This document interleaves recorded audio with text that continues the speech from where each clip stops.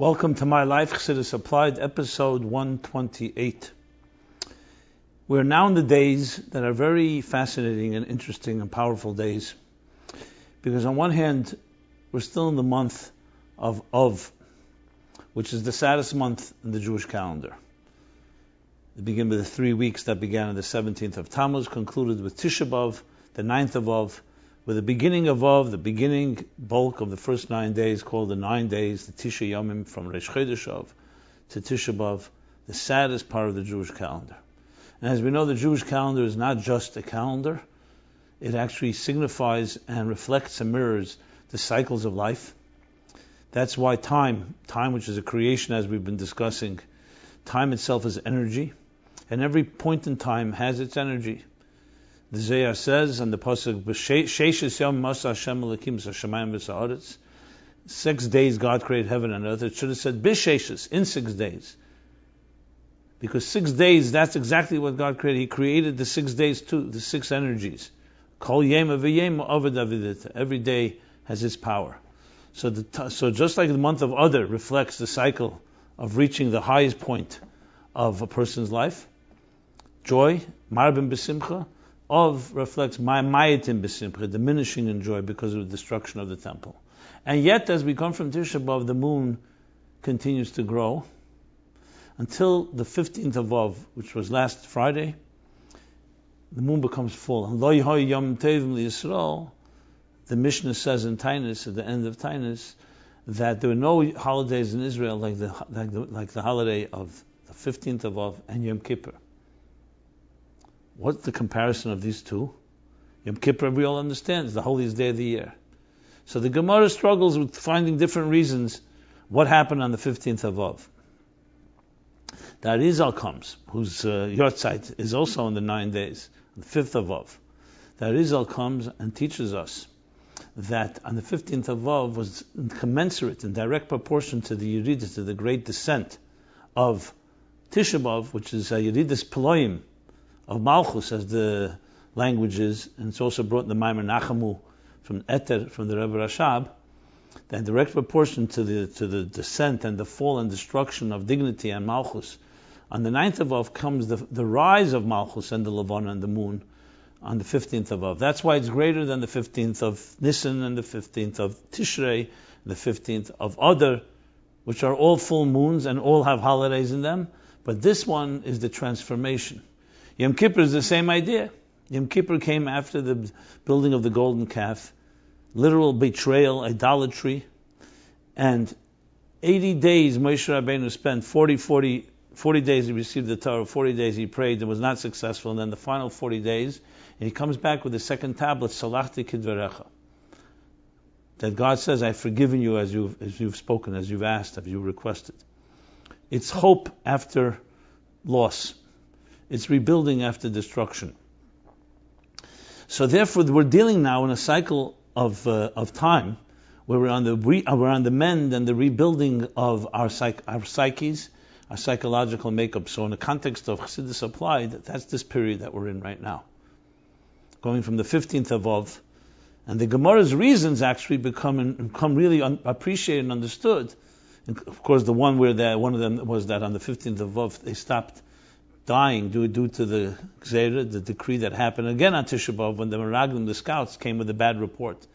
And it became a B'chila Deis, a crying for centuries, for generations, because of what they cried that night due to the libel against Israel, against the Promised Land. And other reasons as well, as the Rebbe explains in a number of sichos, all about unity.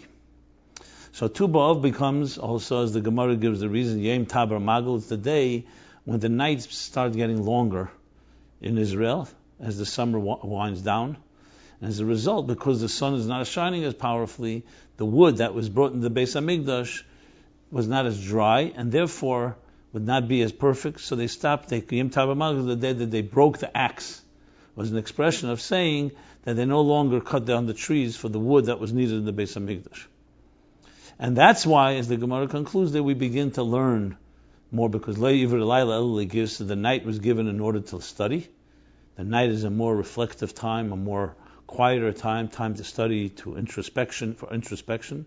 So we begin, called the Man Yesef de Yesef, like he says there, we begin to increase in study of Torah. So all this is reflection of the rebuilding of Malchus, the rebuilding of the moon, the rebuilding of Israel, rebuilding of the human psyche. And as it builds, we go from Tu B'Av, this builds into the month of Elul. Next Shabbos will be Shabbos Mevarchim Elul. So this isn't just a bunch of incidental elements.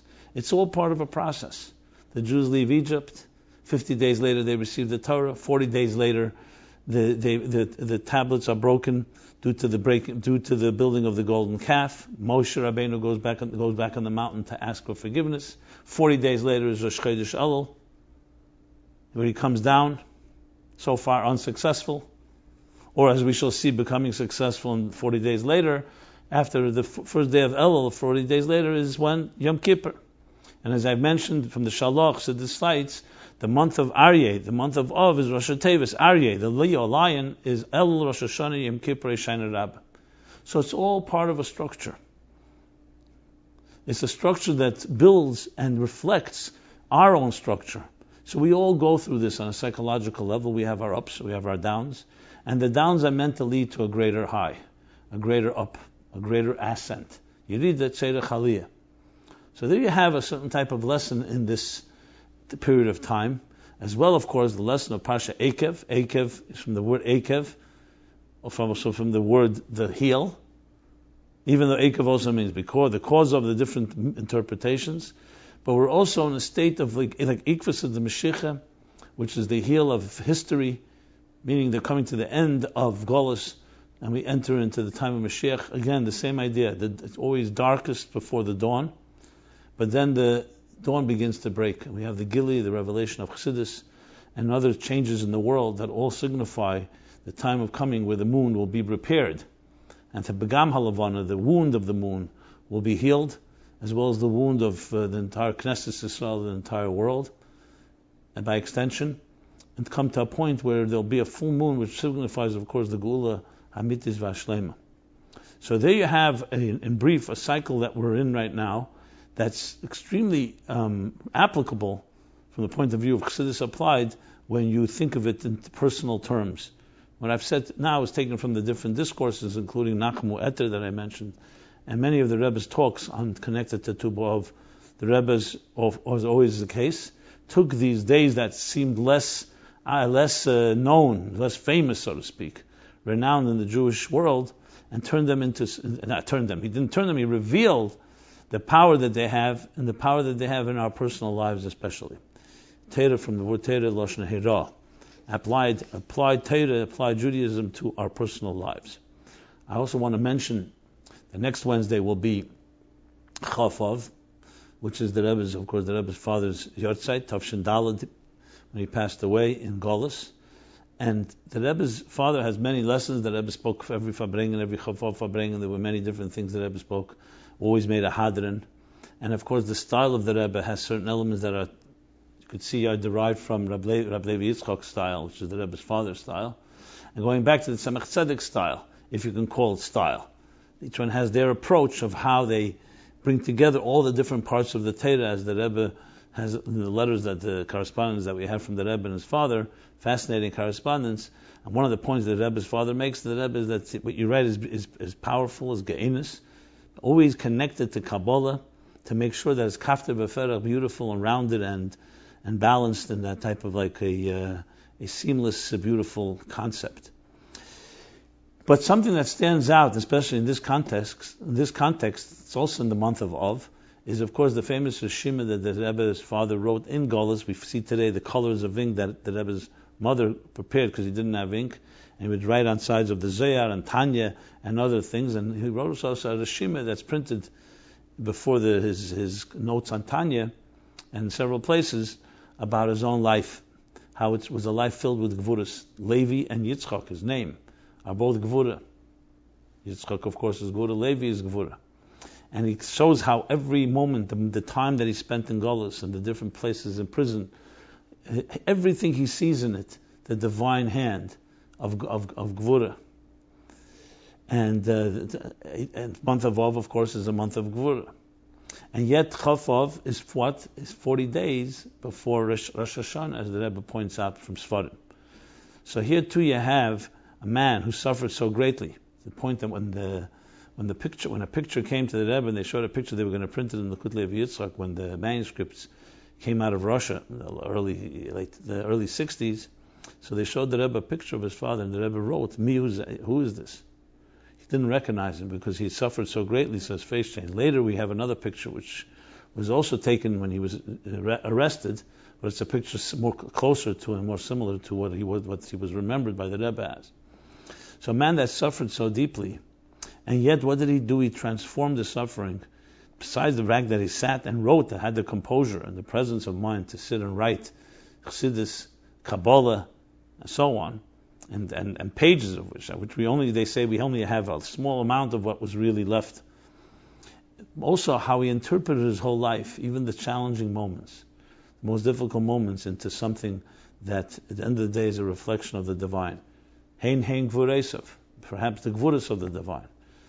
And out of that came, of course, the Rebbe, son of Rabbi Levi Yitzchak and Chana, and the Rebbe Tzachana, and the Rebbe that we talk about, our Rebbe, and that this episode would not exist, this MyLife series, nor so many other powerful things that are happening, all a result and outgrowth of the Rebbe being the Schanich in such a home. I'll just mention one more interesting in Yud Aleph Nisan Tov Lamed Tes. From the few times the Rebbe spoke about himself. So he mentions that he was saying that he was asked, the Rebbe was speaking then very sharply about Eretz Yisrael and not giving up land for peace, etc., etc. So the Rebbe said that he was asked by someone, because some people insulted the Rebbe. They spoke in a derogatory way about the Rebbe. So the Rebbe said, someone asked me, am I bothered by the fact that people are speaking negatively about me? People that were the critics. There's Fabring, and the Rebbe says, it's recorded, you can hear it. And the Rebbe says, to say that it doesn't bother me, I can't. But to say that it bothers me to the extent that I'll stop speaking, I also can't. And the Rebbe goes on and says something very interesting. He says, and where did I, basically explaining where he got this stolz, this confidence, and not to speak when you have to speak, even if it's people don't like to hear it. And people criticize. He says, so the Rebbe says, I was zeich, not due to my own efforts and not to anything. The Eibush says I was the b'chor. I was the oldest of my family. The Rebbe was the oldest of the three brothers. And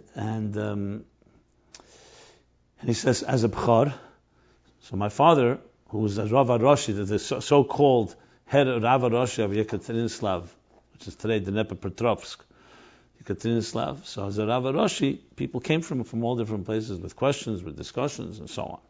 He says, being a b'chor, I was sent some of these issues, especially the more seemingly distasteful ones, were sent to the Rebbe. The Rebbe said, I was also someone who knew different languages.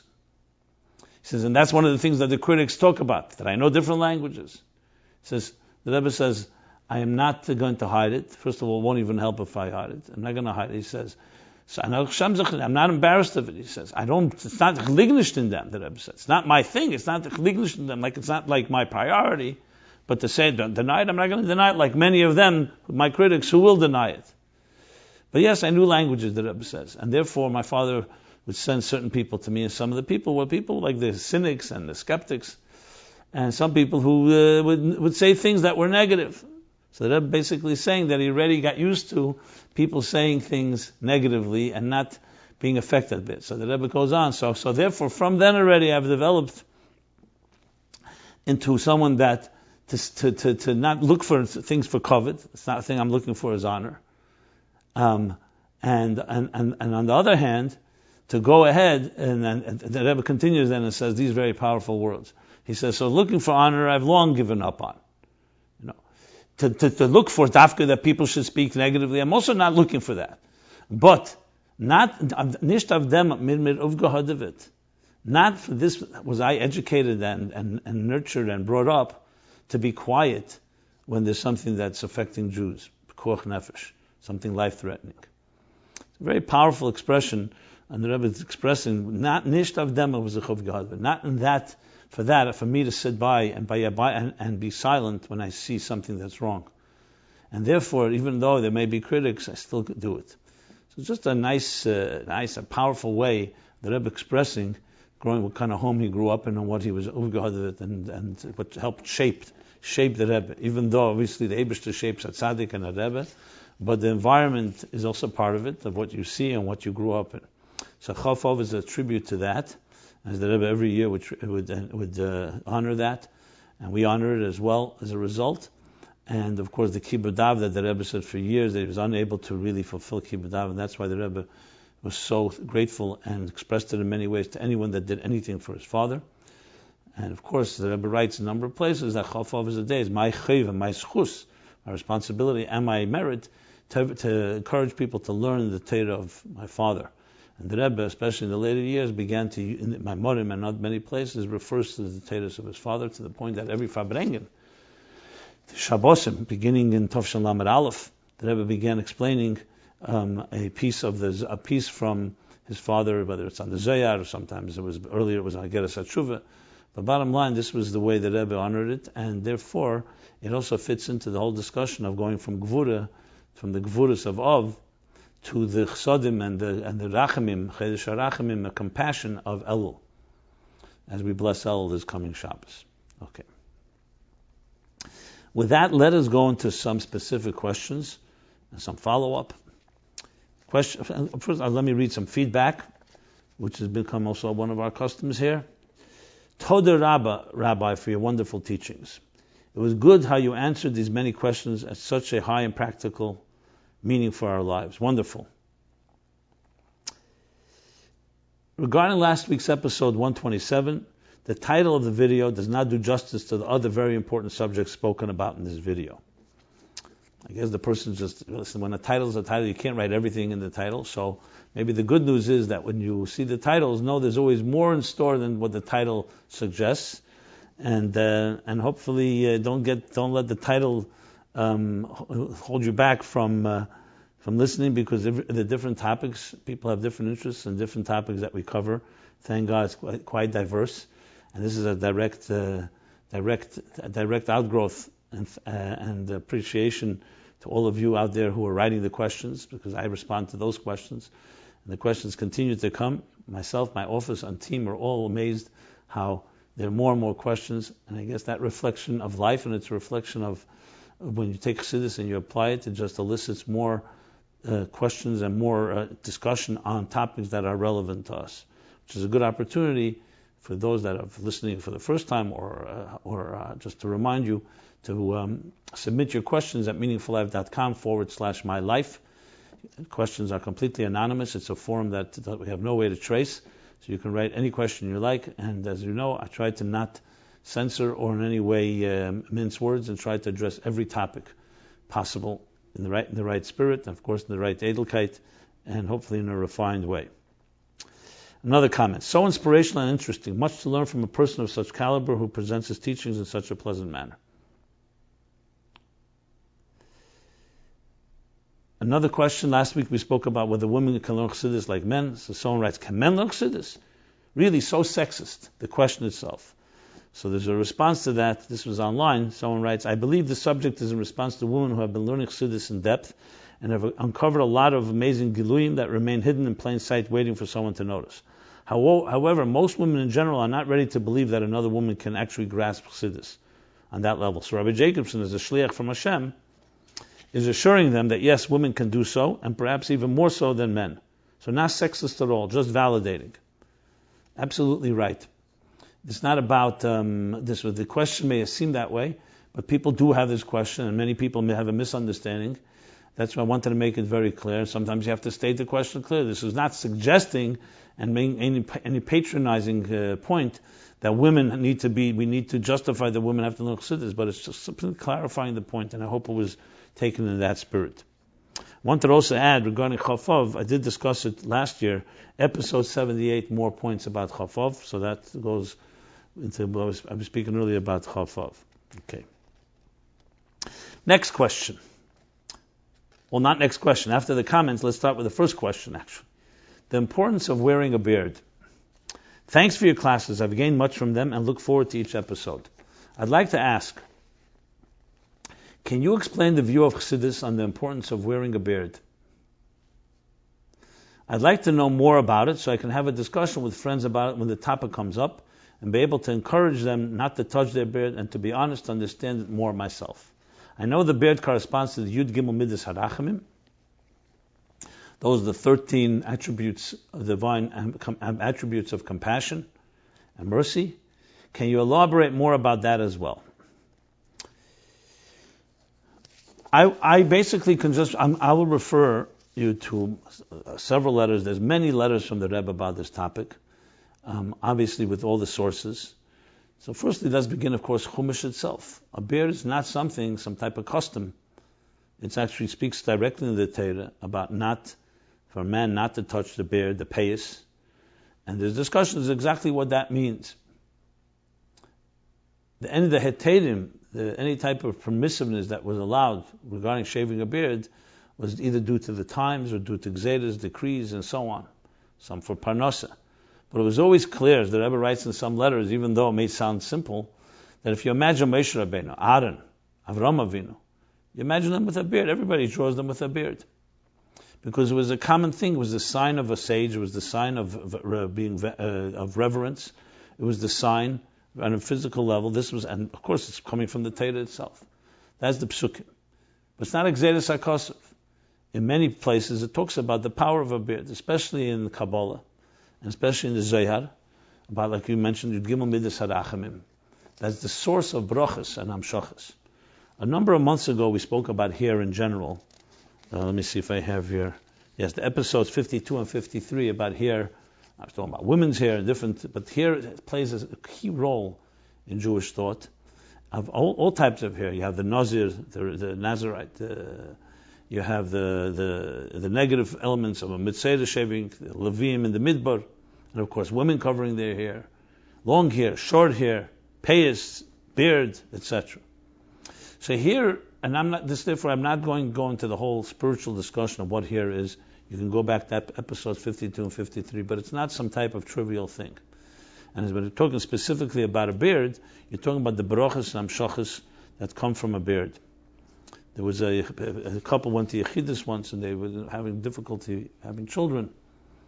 So the Rebbe said it, I guess, in a sensitive way. Says to the couple, a kind chapzachan in abord. When you're holding a child, the child grabs your beard, as anyone who has children or grandchildren knows. And the man, of course, didn't have a beard, so he understood the hint, and he went and grew a beard, and they had children a while later. I remember the story. I remember when it happened. So a beard is a source of brachas. And so I'll refer to a few letters. Igris Kodesh, there's a letter in, it doesn't say here the volume. Letter Igris Kodesh, volume 6, page 285. Very strong letter where the Rebbe says that he saw a person come into Merkez who had taken off his beard. And the Rebbe speaks about the divine image, the Tzelem Elokim, and the brachas that come from it. I'm not going to read the entire letter. It's a strong letter. You can look it up yourself. Volume 6, page 285. Then there's a letter from the Rebbe. It's actually dated 29th of Av, Tafshin Yud Beis. There's another letter from the Rebbe in, I don't have here the volume, I just know the date. The 13th of Av, Tafshin Yud Ches, 5718. And that letter in volume 6, what other sources? So the Rebbe at the end there has a PS and says, our Nisim have elaborated upon the prohibition of cutting one's beard, and he brings it to Tzemach with sources, Shel Shetshuvas here today, the actual page and chapter and verse with all the sources on this topic. Now, of course, there was a Hadras Pnei Zokan, was a sefer compiled recently, where it brings all the different sources from Nigla and Chassidus, and from all the modern contemporary Gedolei Yisrael, not just Chassidim, about the importance. So you could look it all up. These are books that talk. I don't need to go summarize them all, but to just sum it up is that based on the psukim and based on the zayas and based on the Gedolei Yisrael, a beard is a critical component in the Jewish Tzelem Elokim, image of God that's on our faces. And it also designates the Yankiv, the pride that we carry it, so you don't have to try to assimilate or look like others. This is not a point here to critique those that do not have beards. It's not what we're discussing here. discussing what the virtues are, and people have to study that. The more you know, the more you make an informed decision. Of course, there's the famous story with Rabbi Weiss, Rabel Weiss, a businessman from California who I knew. He's actually a supporter of ours. When I began my career, he was my first supporter, and he, for many years, did not have a beard. Then he chose to grow one, and I remember by Fabrengen, the Rebbe said, I'll tell you the whole story actually, before we get to that. So in the early 70s, after Sfira, where he grew his beard during the Sfira Seimer between Pesach and Shavuos, he decided to grow a beard. So it was by the Rebbe in Yechidus. And he asked the Rebbe, what does he think about this decision he made? So the Rebbe said, it's a big decision, because remember, once you've been growing it, you can't cut it off again. In other words, once you go to that level, it's not something you should take lightly. So when you get home, consult with your wife and follow what you both feel. So that's what he did. His wife wasn't so excited about it, so he never ended up growing the beard. This is the early 70s. In 1983, Shavuos, he was here for Shavuos in 770, and by the Fabrengen, those Fabrengens, even though they began before the Shkia, meaning before Yontov was over, but we would because of when the Yontov would end, let's say an hour and a half after the Fabrengen began, but the Rebbe was still Yontov, so we couldn't record the Rebbe's words. So what we did was, before Yontov, we would tape a pad and paper and pen under a table underneath where the Rebbe sat, and I would sit right up front, right under where the Rebbe sat up on the platform below, and when after the Tzesek Echov, after we were able to make Hamavdil, I would take the pad and paper and write as the Rebbe was speaking. So I remember sitting and writing, and the Rebbe suddenly says, in the middle of nowhere, in the middle of a Sikha, that when a person makes a decision to grow a beard, so because a beard is Yud Gimel Midas Harachim, the 13 attributes of compassion, new channels of blessing open up, and his parnasa will become 13 times as much as what he had before. And it was like, you see clearly the Rebbe was speaking about something specific. I mean, it was connected slightly to what he was discussing. And I right away thought of Mr. Weiss, as he would call himself. And since I was a friend of his, after the Fabrengen, the Rebbe was giving Kesha Bracha, I went over to his apartment and I said to him, was this about you? He said, yeah. He says, and it's a miracle. Because he told nobody, he says. It was the second day of Shavuos. And he was sitting by davening. And he said the Rebbe turned around and was looking, when they'd taken the Sefer Torah to the Torah reading, to the Bimah to read the Torah. He says, and he was so taken by the Rebbe's image, he made them right there in Achlota, I'm going to start growing my beard. Or I will not cut it, because the growing was Shavuos, so it was right after, again, the days of Sfira. That was the decision. He says, I told nobody, not even Reb Shmuel Duvid. Shmuel Duvid Reichik was the shliach of the Rebbe in California, who was close with him. He says, I told nobody, not even Reb Shmuel Duvid. He says, and then the Rebbe in the middle of Fabrengen suddenly makes that statement. I told no one. So obviously it gave him even more strength. He said that later I heard from him, he came back home, and he didn't say anything. But he wanted to know whether his wife's reaction would be, so he sent in his son and says, ask mommy what she thinks. So he went and asked his mother, and his mother said, he looks very good, I like it. Okay, that was one hurdle.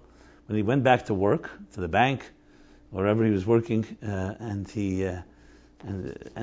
people were looking, but no one commented. So he called and he said, John, his assistant, and says, John, what's going on? He says, everyone's interested. You look so distinguished, Mr. Weiss. So he realized it's the right thing to do. It wasn't looked at as strange and as weird, and he grew his beard. I think I asked him what happened with the 13 times as much, and he told me it was more than 13 times as much. So just an interesting anecdote in this context. I believe in the spirit of Chassidus, this is not meant to be divrei musar. I'm not here to talk rebuke or in any way reprimand. This is talking about the positive elements, the Rebbe's sichos and the Rebbe's words about it, the Rebbe's letters, which of course is based on the Tzemach Tzedek, based on before. It's not the Rebbe's idea, but the beard and the brachas that come with the beard in response to your question. So I suggest looking up these sources, and I also mentioned the Sefer, Tiferes Kenim.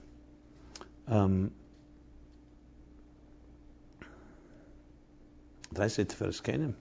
Hadras Pnei Zokan. My mistake. I said Tiferes Kenim.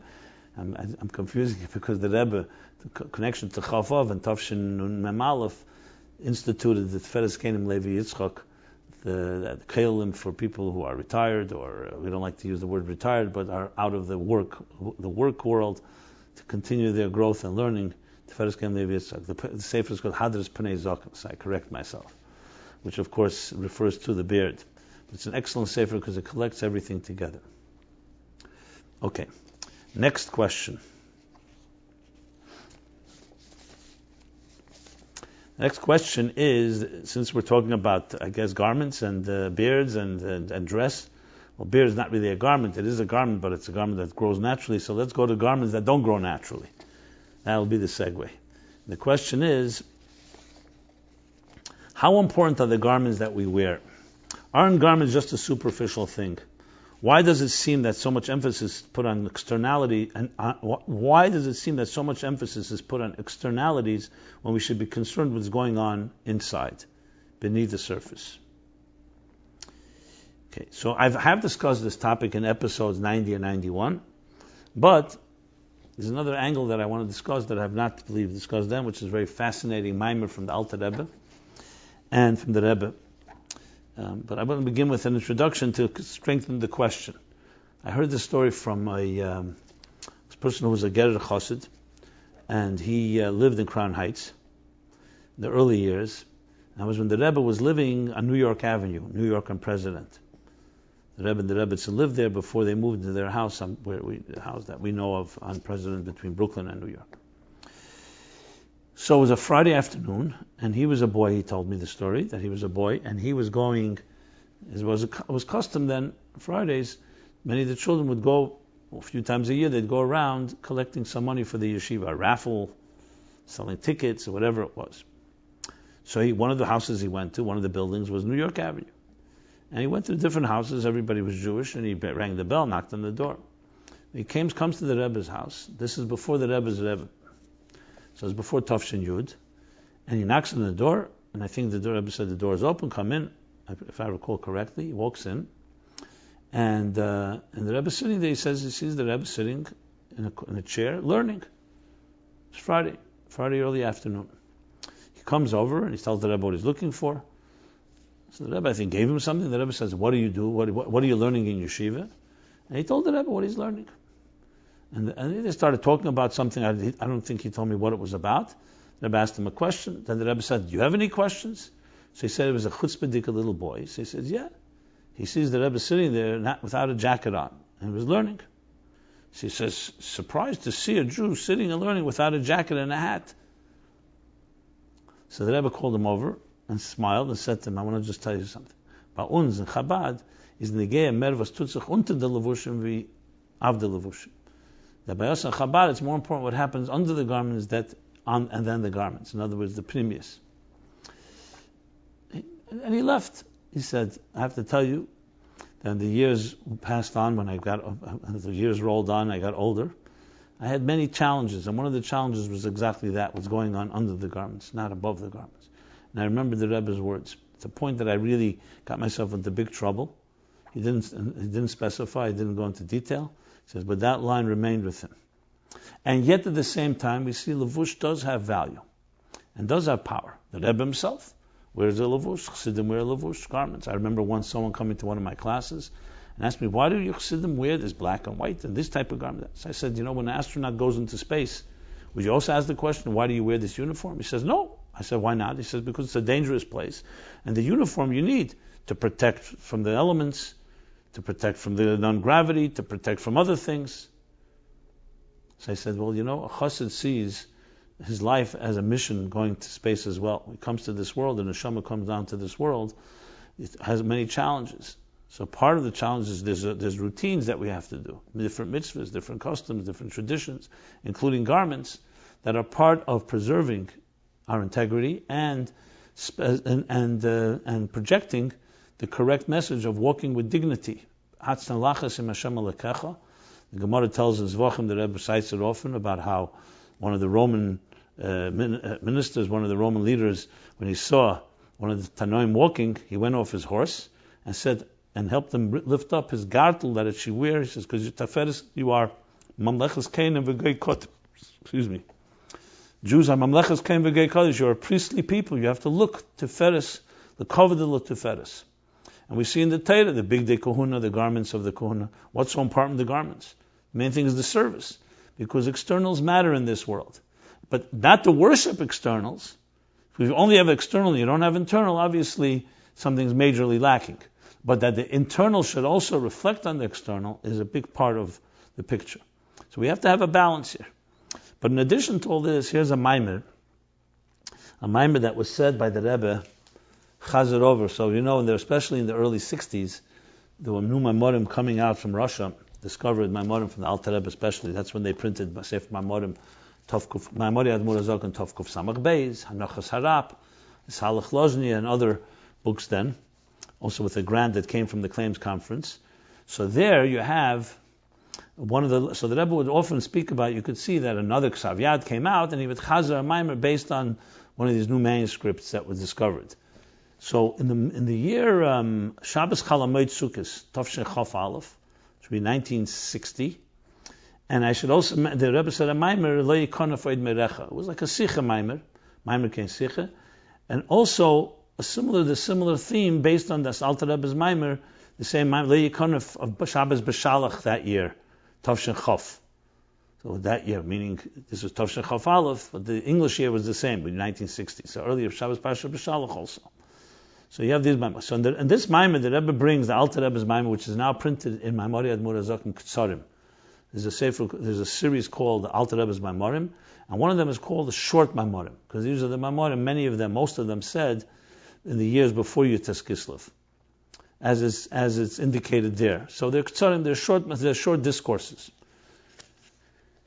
Later the Alter Rebbe began saying longer ones, relatively longer. So in this Maimer he talks about this. And the Alter Rebbe brings, it's a very fascinating piece. Sefer Maimorim Ketzarim, I'll tell you what page it's on, page 144. And the Rebbe explains this Maimer in a very interesting and powerful way.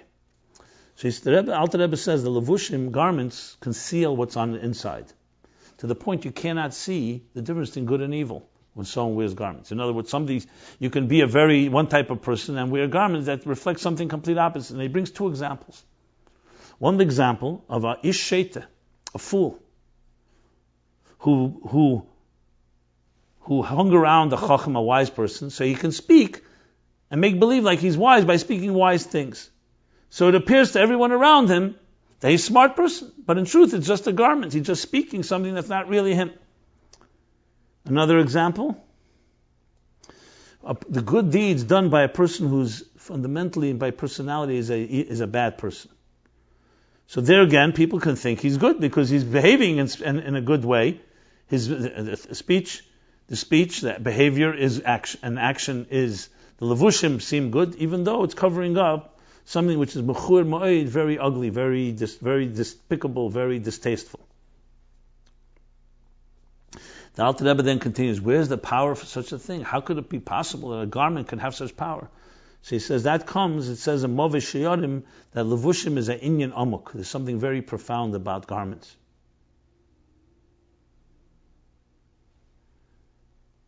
Now I have not found this Movish Shiyorim in the places where this is cited. They taken to different Maimorim, Tafrei Tzadik Tes, other places. But Movish Shiyorim is usually referring to the Arizal. Kisra Arizal is a sefer called Movish Shiyorim written by Rabbi Chaim Vital. I will go through it, but if anybody wants to do a little research and find it, it would be great, what it says in Movish Shiyorim. But Movish Shiyorim could also refer to, by the Alter Rebbe, maybe some other Sfarim. Most likely is the Arizal, but this needs to be looked into further. Then comes the Alter Rebbe's Messiah, he says, Lo yikonef eid merecha. What does it say? The Mashiach comes, Lo yikonef eid merecha. Konef is a garment. Is it like a garment? Yeah. So Lo yikonef eid merecha, that your merecha, your teacher, will no longer be concealed in the garment. The Alter Rebbe also cites it in Tanya, Perek Lamed Vov, chapter 36. You'll see, the eyes will see your teacher without any garment in between that will filter or block it. Why? So Alter Rebbe says, because then there will be no more garments of biyah, that will conceal a lakus, and therefore the midas and meichin will be in their purity, clear, emes, as they are truthful without this distortion. So the Rebbe when he chazed this Maimer, added a few key points. And one key point he says is, why does he bring the two levushim shalom? Because he's referring to midas and meichin. Chacham is meichin, of course, the person who's saying Chacham even though he's not a Chacham.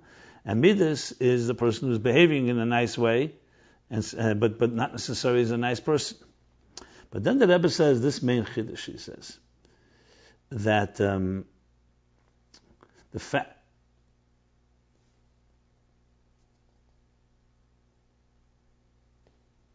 fact that the Alter Rebbe brings the levushim, you could think means ostensibly that it's an external thing. But in truth, you see from these Misham that levushim make a difference. It can create an impression of something that's not correct. So the Rebbe turns around the meaning, and actually turns around and says that the fact that it's an Inyan Amuk, something very profound about garments, is because garments actually can change somebody. When a person who's a fool speaks wise things, ultimately those wise things can turn the person to become a wiser person. That's why there's emphasis, even in our time, before the Geula, that the externals can be concealed and they can cover up and they can distort what is lying beneath, but they could also help a person grow. Because if you're not holding there yet, at least do it on an external level. And that's what the Alter Rebbe really means. That the levushim could also help a person grow. So it's not just about that it deceives us and lost it lovely in the future, it won't. But even today, garments have that power. And he brings a story of the Alter Rebbe. It's a story that, famous story, that there were people who came to a Taina with a complaint to the Alter Rebbe that his Chassidim are being meidich and tefillah, they're davening long, and they're mahadir and mitzvahs. When we know they're not holding on that level, it's only an external thing. They halten it thereby. So Alter Rebbe responded, so halavai, it should be fulfilled in them the Psak HaMishnah, the Mishnah's words. What is the Mishnah? The Mishnah in Perek Ches, Mishnah Tes says that a person who's wealthy and behaves like he's a pauper, ultimately, God forbid, will become like that. So the Alter Rebbe said, Meruba midateva, how much more so on the positive? That if someone's like a pauper, someone who is not holding by a certain level, behaves in a way like that level, then ultimately he'll become that way. So we see that externals can actually affect what we call is that hadeas helech achar hametzias, which means when a person actually behaves a certain way, that behavior can actually lead you to become that way. So behavioral psychology has that power. Behavioral change. And that's why we don't always say, if you're not holding, don't do it. No. There are places where you have to know your level and not jump and not do things that are completely beyond, but the fact is, externals can affect internals. I once heard from a major fundraising advisor, he said that people think that when it comes to fundraising, people's investment follows their heart. That's why you try to convince somebody that they should give something. He says it's not correct. People's heart follows their investment. That's why he said that you try to get somebody to commit. Once they give, then they're more committed to give more because their heart will follow their investment. Similar idea that sometimes an external, the behavior is what will lead to deeper appreciation. And then of course we'll come to a point where that the garments will not be there to conceal, they'll only reveal something much deeper, but that doesn't mean that the garment cannot be part of the process in this growth. So I thought it's a very powerful and interesting element in the concept of garments. Next question. Good. How to balance fun and higher purpose? Okay, sounds like a fun question. So here,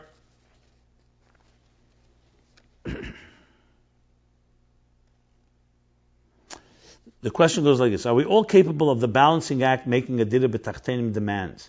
How can one enjoy life while aware that there is a higher purpose? Thank you, Rabbi, for taking the time to answer each specific question and giving each question attention. This question I've been wondering about for a long time. In Chassidus, growing up was taught things like walking down the street, should say Tanya or Mishnayos.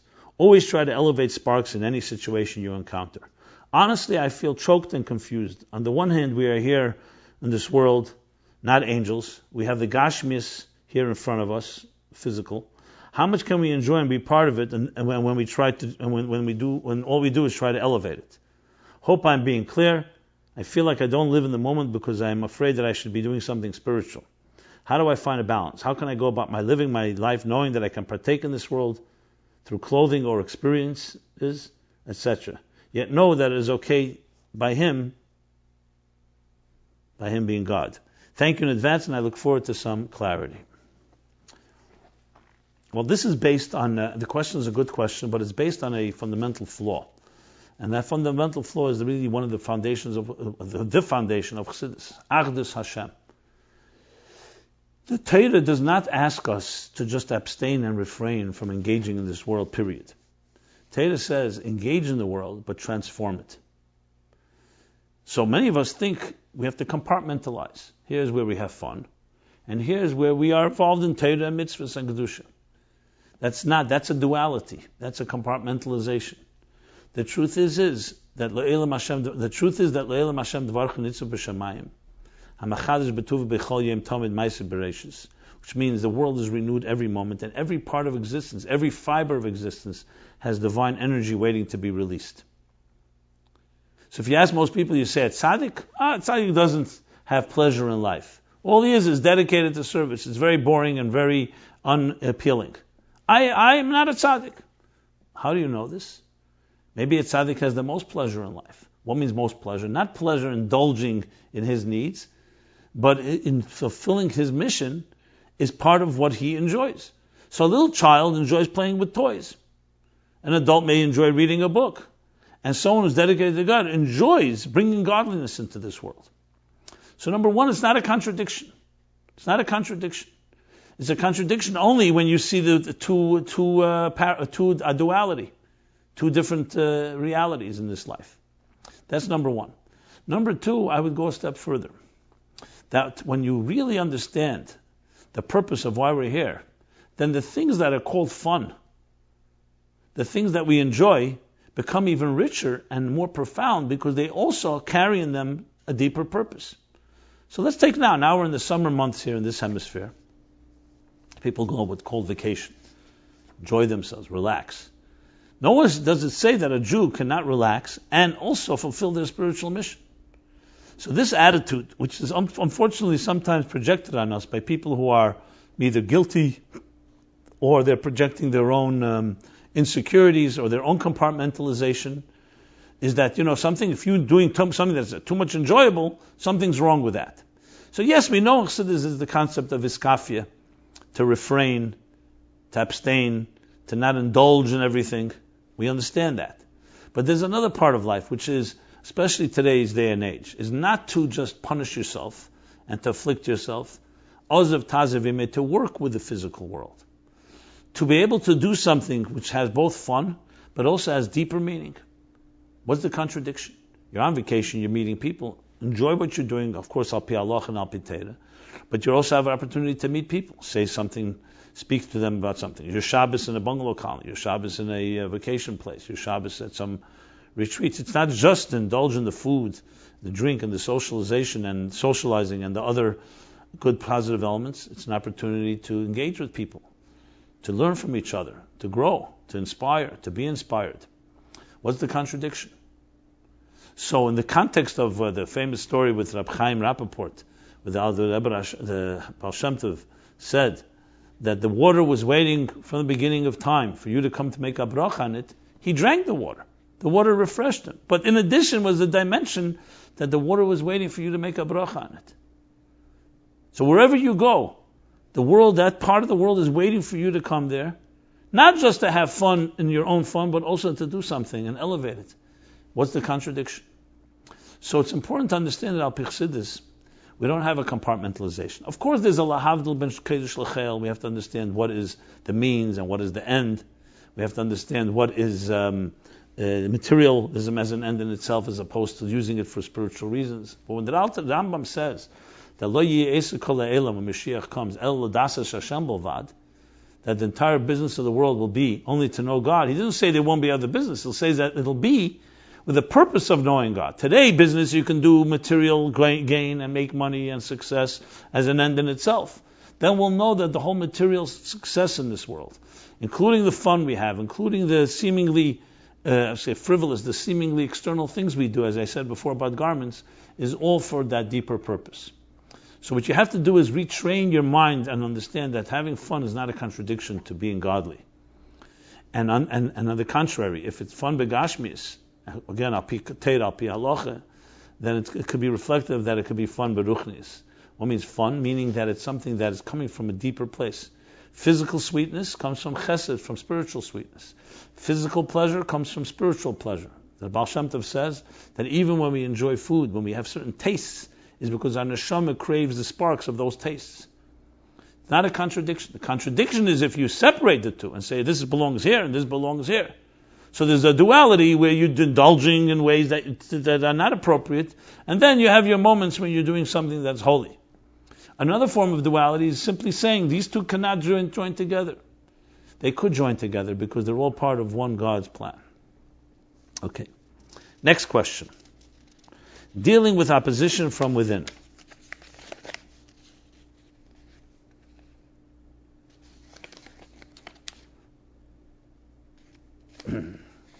I watched a video of some Jews harassing a group of Untitled Chapter who were peacefully holding a sign saying something to the effect of down with the evil occupiers Israel, give the land to Palestine. I apologize for reading it, but this is a question someone's writing, so I'm reading as is.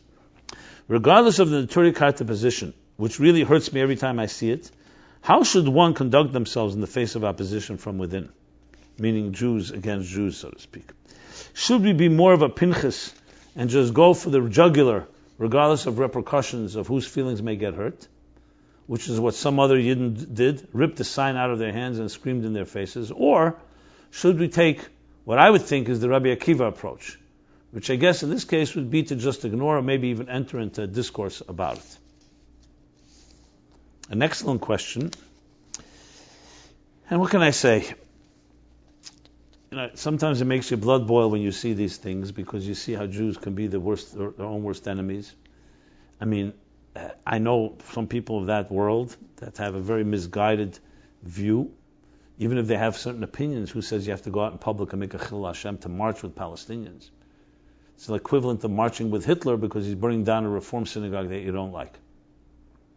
These are our enemies. They're enemies of Jews, period. And they wouldn't make a distinction between one Jew and another when they, God forbid, when they attack. It's not like they say, in the Torah Karta we won't touch, but we'll only touch Jews that are. And we know that long before Israel became a state, there was still pogroms, and all Jews of all colors and shapes were attacked. So the whole thing is a distorted and misguided, and I don't have words, it's despicable actually. And it tests us greatly because yes, it makes your blood boil. Sometimes I see it and you want to just what is this? Unbelievable. This is what we need, of all things, to march with enemies. Even if you have some ideology that maybe have some legitimacy to it, which is another discussion whether the ideology is based on. But the way it's expressed is definitely not legitimate. So you could dismiss these people as being something wrong with them, something disturbed, but they're doing this in public. So it's a very good question. How do you address it? So to turn the other cheek and make believe it's not happening, no, I wouldn't necessarily say that's the way to go. Obviously, everybody can do what they want. You can't control these people. But if you know someone like this, to just ignore it, I would definitely try not focus so much on the ideology, just to say, how could you, there's a thing called a chilul Hashem. Chilul Hashem means that people are perceiving that you are an enemy of other Jews. Now, if you can get through to someone in a kind way, obviously that's the first option. To fight something despicable with something despicable is also not our approach. So no, I wouldn't do something that is violent, and also not in public for the same reason, because it create the same desecration. So it's not an easy one to respond to. I would just say that in this case, the key thing to me is the desecration part. Ideologies, we could argue in a Beis Medrash, we could sit from behind closed doors and argue our issues. But I feel that these people definitely are in big trouble and need help. So I think it like this: if my brother, I'm saying this just as an example, not suggesting my brother is this way or my brother's, but if someone I love, my family, would be like this, I would try to talk to them. Sometimes you have to yell at them, again, in private.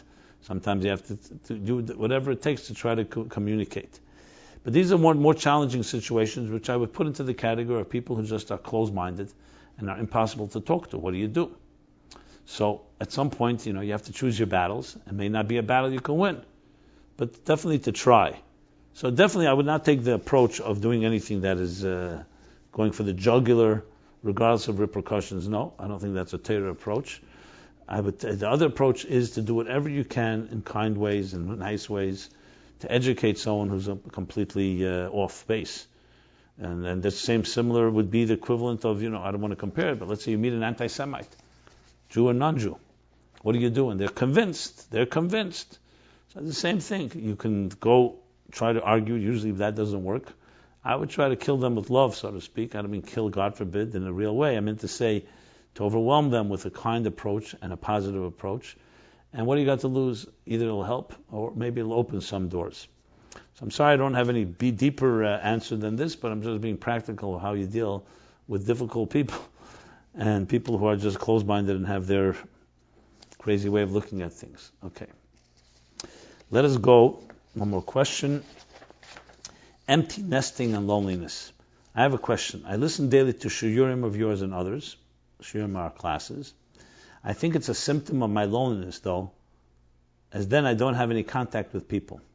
My children are nearly all married. I have a husband. I go to an old age home weekly to light up the faces of the elderly people. Still, I feel this crushing loneliness. Shabbos is unfortunately the worst day. I wish I could have practical tips on what to do. Well, let me give you a few tips.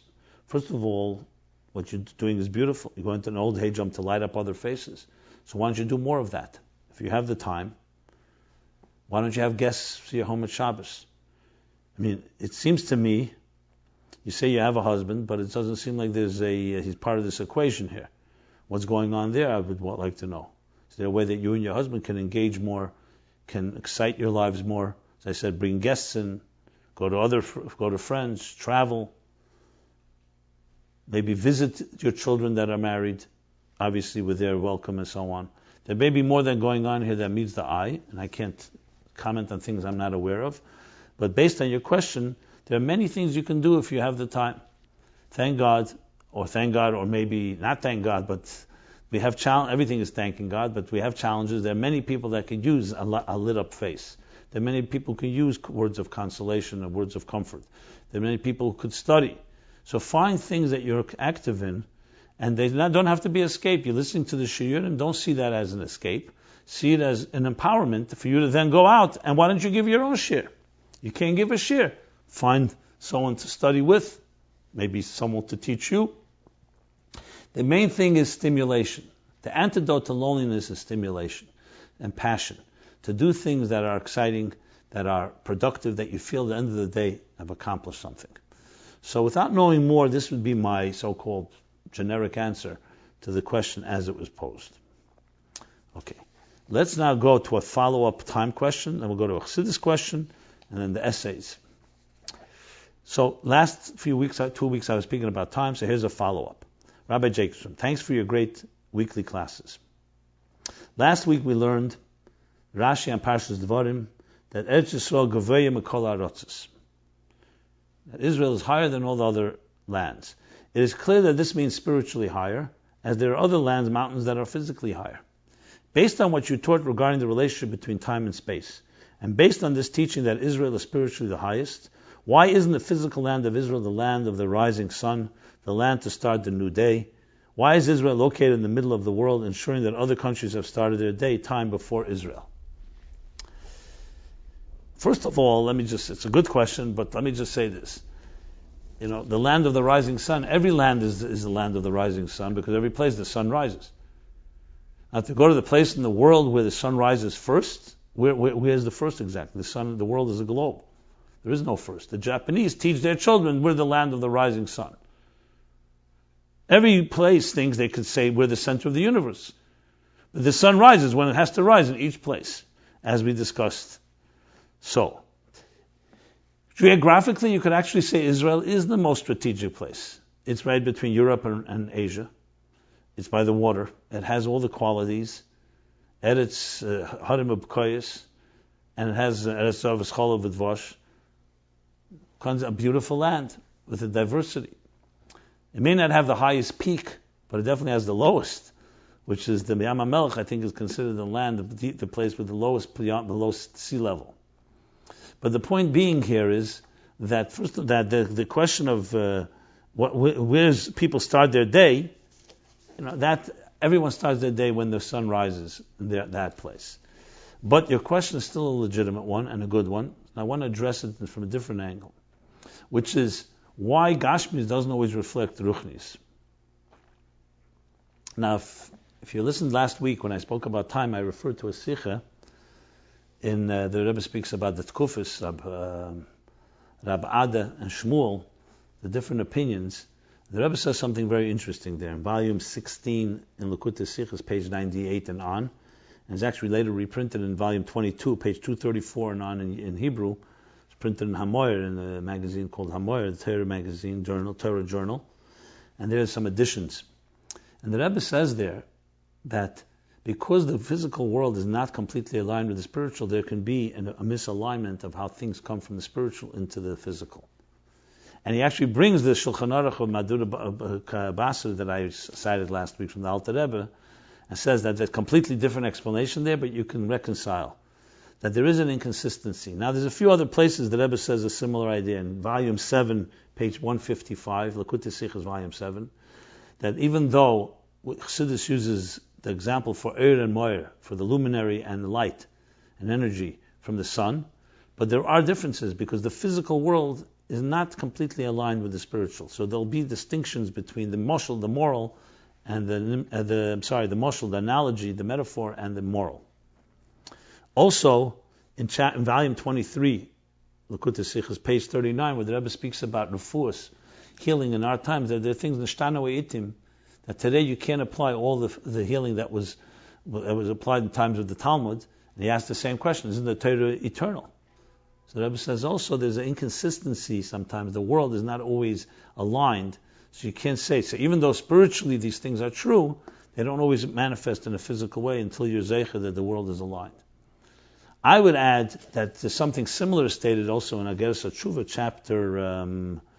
chapter 6.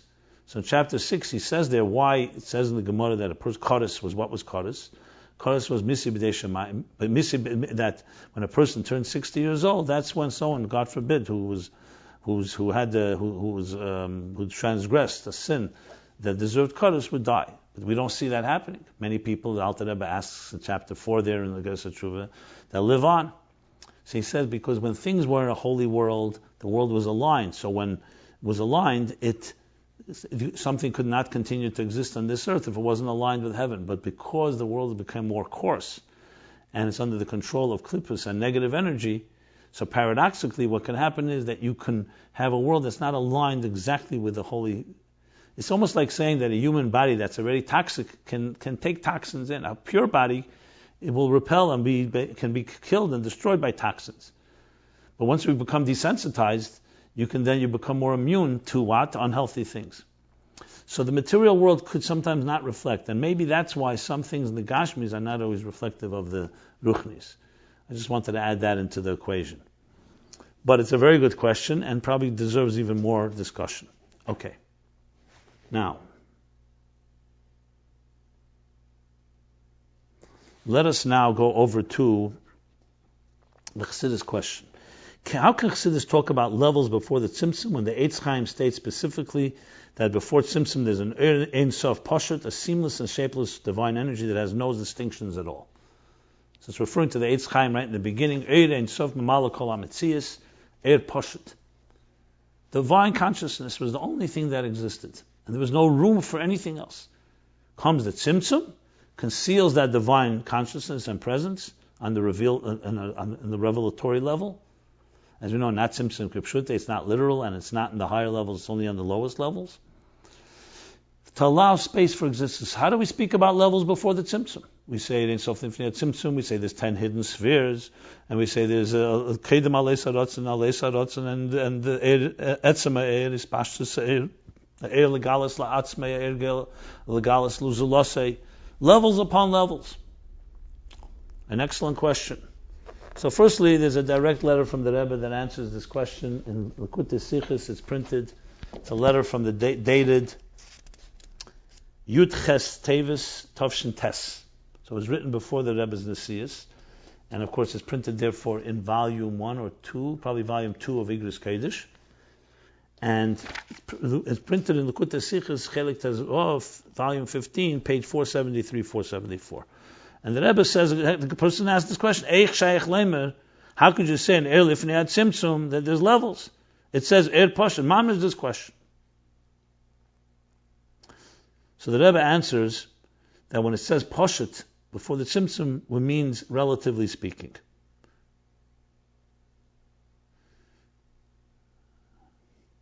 That everything that we talk about order and hierarchy and structure is after the tzimtzum.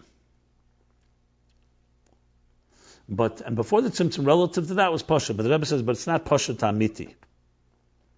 And the Rebbe says you have to say this because real Pshitus is only Achdus Apshuta. You can't even say there are two things. But as soon as you say something that's more than Atzmus, you say even divine consciousness, you're already saying there's at least two things. The thing and the thing that created it. So you say there's Ohr, you're saying there's Ohr and there's Moir. So it can't really be called real Pshitus. And the Rebbe goes on to bring a bunch of examples, and most importantly, and goes even deeper, that from the perspective of the Boire, everything is Poshut. That's what the Lifnei tzimtzum, that you sense things from the divine, and everything therefore is equal. And he gives an example in Aveda of an Eved. It doesn't make a difference what you do. You're doing what God wants you to do. But Mitzad Giluyim, from the perspective of revelation, there can be distinction. It's worthwhile reading this letter. It's a very powerful letter. But the end of the letter, or the end of answering this question, the Rebbe says, Ein Kama Kemi Levari. Here's not the place to explain what's not understood. L'cheira. What caused Lifnei tzimtzum, the distinctions in Eir? Since there's only Hu v'Shmai Levad. So what caused that distinctions? So that's for another time. So that's the letter. So let's now go over to the essays. The essays, 3 essays, and I'll do this quickly because of time limitations. The first one's Olympic Dreams, Goals for Gold by Esther Kosofsky, 55 years, Shlucha in Western Massachusetts, Long Meadow, Massachusetts. Hashgacha Pratis, Olympic Dreams, using the Olympics and with a long analogy to compare it to the Yiddish and Neshama Baguf, the analogy that we have in our lives. So you can train, and then you make mistakes that come through the free will, all using this to explain how we can succeed in our lives. So this essay, like others, are all posted at meaningfullife.com/MyLife /essays-2016. So it's basically a comparison with a very long analogy about the competitions and a relay race and someone dropping a baton and how that reflects in our own Aveda and our own work. Okay, that's number 1. Number 2 was I Am a Soldier in the Army of Hashem by Benjamin Dave Moshe Newmark, 47 years old, Law Enforcement Corrections in Naples, Florida. And here, an interesting, similar, takes the idea of army, rank, structure, and modality of different soldiers, and uses that as an example, as a moshel of Tzivus Hashem, of being a soldier in God's army, and goes through a detailed analysis and comparison of the example of soldier and in an army to be serving God. It's a short essay, and that's essay number 2. And finally, essay number 3, Leave the Past, Live the Present by Yeshua Herzfeld, 24 years old, Teferes Bachur in Morristown. Okay. And this one is really applying Chassidus to the concept of PTSD, which is post-traumatic syndrome, post-traumatic stress disorder, And he uses a Tanya and a Maimer Chayvin Shlipsume, I think in Torah Eir, to explain this, and how one can apply Chassidus to dealing with the challenges of PTSD. Essentially using the concepts of Bittel and Esapche, based on the Maimer that I mentioned in Chayvin Shlipsume. So those are the 3 essays, and with this we conclude MyLife Chassidus Applied episode 128. Until next Sunday, 8 to 9 p.m. It should be a bench to Chodesh Elul, month of Chodesh Harachimim, and the Eibishter should bench us all as we go over the cycle from the Av, Tu B'Av, Chof Av, into Shabbos Mevarchim El and El, a year of, we should have the Gula Amitis V'Ashlema, in the full moon and the full healing of all the fractures of this world with the coming of Mashiach. Thank you very much. This has again been MyLife Chassidus Applied. Be well.